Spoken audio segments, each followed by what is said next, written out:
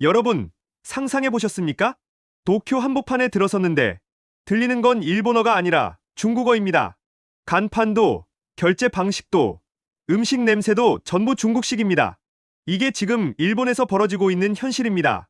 그리고 그 배경에는 일본 거주 중국인 100만 명 시대가 있습니다. 2000년대 초, 일본 내 중국인 수는 약 30만 명에 불과했습니다.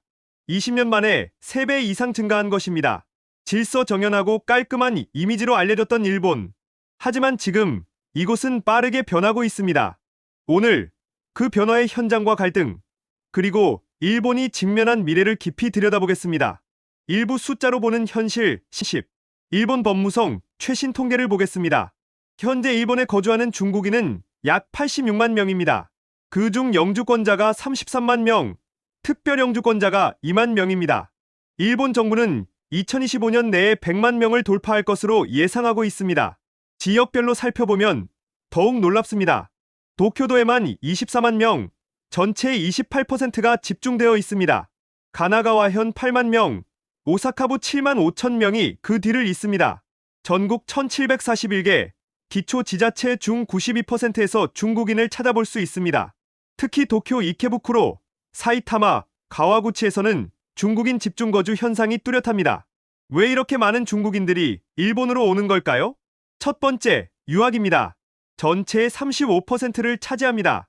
연간 5만 명이 일본어 학교에 입학하고 졸업 후 취업으로 이어지는 비율이 60%에 달합니다. 두 번째, 취업 이민입니다.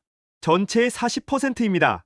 서비스업, 관광업, 무역업, 그리고 최근에는 IT와 제조업 분야의 고급 인력까지 유입되고 있습니다. 세 번째, 국제결혼입니다. 전체의 15%를 차지합니다. 일중 국제결혼 건수는 연간 약 1만 2천 건에 달합니다. 마지막으로 투자이인입니다. 전체의 10%입니다. 도쿄와 오사카를 중심으로 부동산과 사업에 투자하는 중국인들이 늘어나고 있습니다. 이부 현지 반응의 양면성 43만 830. 이런 변화에 대한 일본 현지인들의 반응은 어떨까요? 먼저 긍정적인 면을 살펴보겠습니다. 도쿄 이케부쿠로의 한 부동산 중개업자는 이렇게 말합니다. 중국인 입주자가 늘면서 빈 아파트가 거의 없어졌습니다. 임대 수익이 20% 이상 올랐습니다. 상권도 활성화되었습니다. 24시간 운영 편의점이 증가했고 다양한 중식당으로 음식 문화가 풍성해졌습니다. 중국 관광객 유치로 관광 수입도 늘어났습니다. 하지만 부정적인 반응도 만만치 않습니다.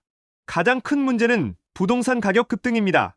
도쿄 도심 아파트 가격이 5년간 40% 상승했습니다. 특히 중국인 선호 지역의 월세는 평균 25% 인상되었습니다. 한 일본인 대학생은 이렇게 토로합니다. 월세가 너무 올라서 더 먼 곳으로 이사해야 할 것 같습니다. 생활 문화 충돌도 심각합니다. 늦은 시간 대화와 TV 소리로 인한 소음 문제, 쓰레기 분리수거 방식의 차이, 공용 공간 사용법의 차이 등이 지속적으로 제기되고 있습니다. 한 아파트 관리소장은 이렇게 말합니다. 문화적 차이로 인한 민원이 월 20건 정도 들어옵니다. 서로 이해하려고 노력하고 있지만 쉽지 않습니다. 2023년 도쿄 신주쿠에서 발생한 중국인 관광객과 일본 경찰 간 충돌 사건이 SNS에서 화제가 되면서 앞으로 이런 일이 늘어날 것이라는 우려도 확산되었습니다. 3부 차이나타운의 진화 800. 일본의 차이나타운은 어떻게 변하고 있을까요? 요코하마 차이나타운은 동아시아 최대 규모로 600개 이상의 중식당과 상점이 밀집해 있습니다. 하지만 최근 5년간 큰 변화가 일어났습니다. 기존의 광둥식 중심에서 스촉, 후난, 동북 지역 음식으로 다양화되었습니다. 관광객 대상에서 거주민 생활 밀착형으로 전환되었습니다. 현금 결제에서 위챗페이, 알리페이 도입이 100% 이루어졌습니다. 한 중식당 사장은 이렇게 말합니다. 예전에는 일본 관광객이 주 고객이었는데 이제는 중국인 거주자들이 70%입니다. 메뉴도 현지인 입맛에 맞춰 바뀌었습니다. 더 주목할 점은 신흥 차이나타운의 등장입니다. 도쿄 이케부쿠로는 공식적인 차이나타운은 아니지만 실질적으로는 일본 최대 중국인 집거 지역입니다. JR역에서 도보 5분 내에 중국 마트가 10곳 이상 있습니다. 중국어 간판이 일본어보다 많은 거리가 생겨났습니다. 중국 전통의학병원, 중국어 미용실, 중국은행 지점까지 들어섰습니다. 저녁 시간대에는 중국어 대화가 일본어를 압도합니다. 한 거주민은 이렇게 말합니다. 여기서는 중국에서 살던 것과 거의 다름없습니다. 필요한 모든 것을 중국어로 해결할 수 있습니다. 사이타마 가와구치는 리틀 베이징으로 불립니다. 아파트 단지의 70%가 중국인이 거주하고 있습니다. 온라인에서도 변화가 일어나고 있습니다. 위챗 그룹은 지역별로 1000명 이상이 가입해 있습니다. 부동산, 구인구직, 중고거래 정보를 공유합니다. 춘절, 중추절 등 전통 명절 행사도 조직합니다. 사부 중국화 논란의 실상 10. 가장 논란이 되는 건 소위 중국화 현상입니다. 상권 생태계가 바뀌고 있습니다. 중국인 거주자가 증가하면서 중국 관련 업체 수요가 급증했습니다. 이로 인해 부동산 가격이 상승했고 기존 일본 상점들의 임대료 부담이 커졌습니다. 결국 소규모 일본 상점들이 폐업하고 그 자리에 중국계 업체가 입점하는 악순환이 반복되고 있습니다. 50년간 과자점을 운영했던 한 사장은 이렇게 말합니다. 임대료가 2배로 올라서 더 이상 버틸 수 없었습니다. 업종 변화도 뚜렷합니다. 전통 찻집은 타피오카 전문점으로, 일본식 라멘집은 마라탕과 허거집으로, 서점은 중국 식품점으로, 꽃집은 중국 전통의학 약방으로 바뀌고 있습니다. 언어 환경도 변했습니다. 도쿄 이케부쿠로 일대 상점을 조사한 결과 중국어만 표기된 곳이 35%, 중국어와 일본어를 함께 표기한 곳이 45%, 일본어만 표기된 곳은 20%에 불과했습니다. 공공 서비스도 변화하고 있습니다. 구청에는 중국어 직원이 배치되었고 병원에는 중국어 통역 서비스가 도입되었습니다. 학교에서는 중국어 안내문을 제작하고 경찰서에서는 중국어 대응 매뉴얼을 만들었습니다. 교육 환경도 바뀌고 있습니다. 일부 초등학교에서는 중국인 학생 비율이 30%를 넘어섰습니다. 한 초등학교 교장은 이렇게 말합니다. 아이들은 빠르게 적응하지만 부모님들 간의 문화 차이로 인한 어려움은 여전히 있습니다. 중국어 학원 수는 5년간 300% 증가했습니다. 일본인 중국어 학습자도 연평균 20% 증가하고 있습니다. 오부 갈등과 해결 노력, 구체적인 갈등 사례들을 살펴보겠습니다. 도쿄 아다치구의 한 아파트 단지에서는 중국인 세대 비율이 60%를 넘었습니다. 복도에서의 마작 게임으로 인한 소음, 베란다에서의 빨래 건조 방식 차이, 공용 공간 사용법 차이 등이 문제가 되었습니다.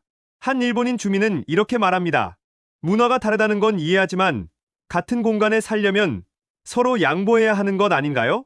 일본의 복잡한 쓰레기 분리수거 규칙을 모르는 중국인 주민들로 인한 갈등도 전국적으로 발생하고 있습니다. 오사카 미나미 지역에서는 중국인 운영 면세점이 급증하면서 기존 일본 상점들의 매출이 감소했습니다. 관광객들이 중국인 가게만 찾는다는 불만이 제기되고 있습니다. 하지만 해결 노력도 활발합니다. 가와구치시는 모범 사례로 꼽힙니다. 중국어 생활 가이드북을 제작해 배포하고 월 2회 중국어 상담 창구를 운영합니다. 일중 주민 교류회를 정기적으로 개최하고 아파트 관리 규칙을 중국어로 번역해 지원합니다. 가와구치시 담당자는 이렇게 말합니다.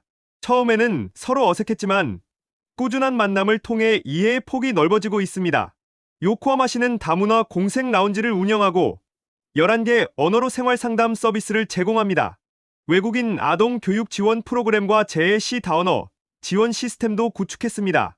민간 차원에서도 노력이 이어지고 있습니다. 일중우호 협회는 문화 교류 프로그램을 운영하고 다문화 공생 네트워크는 언어 교환 프로그램을 진행합니다. 외국인 지원 센터는 법률 상담과 생활 지원을 제공합니다. 육부 미래 전망과 과제 1130. 일본 정부는 어떤 대응을 하고 있을까요? 현재 고급 인재 포인트 제도로 우수 인력을 유치하고 있습니다. 기능실습생 제도를 개선해 단순 노동력도 확보하고 있습니다. 유학생 졸업 후 취업 지원도 확대하고 있습니다. 다문화 공생을 위해 지역 일본어 교육 체계를 정비하고 외국인 아동 교육을 지원하며 의료와 복지 서비스의 다언어 대응도 추진하고 있습니다. 향후 과제는 무엇일까요? 단기적으로는 언어, 교육 시스템 정비가 필요합니다. 모든 지방자치단체에 일본어 교실을 설치하고 생활 일본어 온라인 교육 플랫폼을 구축해야 합니다. 생활 규범 교육도 강화해야 합니다. 입국 시 필수 오리엔테이션 프로그램을 도입하고 아파트 입주 시 생활 규칙 교육을 의무화해야 합니다. 중기적으로는 제도적 기반을 구축해야 합니다. 다문화 가족 지원법을 제정하고 외국인 주민 참정권 확대를 논의해야 합니다. 사회 통합 프로그램도 필요합니다. 지역 단위 다문화 축제를 정례화하고 일중 청소년 교류 프로그램을 확대해야 합니다. 도쿄대 사회학과 사토 교수는 이렇게 말합니다. 일본은 이미 다문화 사회로 진입했습니다. 이제는 어떻게 받아들일 것인가가 아니라 어떻게 함께 살아갈 것인가를 고민해야 할 때입니다. 세계는 점점 가까워지고 있습니다. 국경을 넘나드는 사람과 문화는 새로운 기회를 만들어주지만 그만큼 서로를 이해하려는 노력도 절실합니다. 일본의 중국인 100만 시대는 이미 현실이 되었습니다. 이 변화가 일본을 더 개방적이고 풍요롭게 만들지 아니면 새로운 사회 갈등의 불씨가 될지는 앞으로의 노력에 달려 있습니다. 중요한 것은 서로 다른 문화를 가진 사람들이 어떻게 조화롭게 살아갈 수 있는지 지혜를 모으는 것입니다. 여러분은 일본의 이런 변화를 어떻게 보십니까? 여러분의 생각을 댓글로 남겨주세요. 오늘 영상이 흥미로우셨다면 구독과 좋아요, 알림 설정 꼭 부탁드립니다. 다음에도 더 흥미로운 주제로 찾아뵙겠습니다. 감사합니다.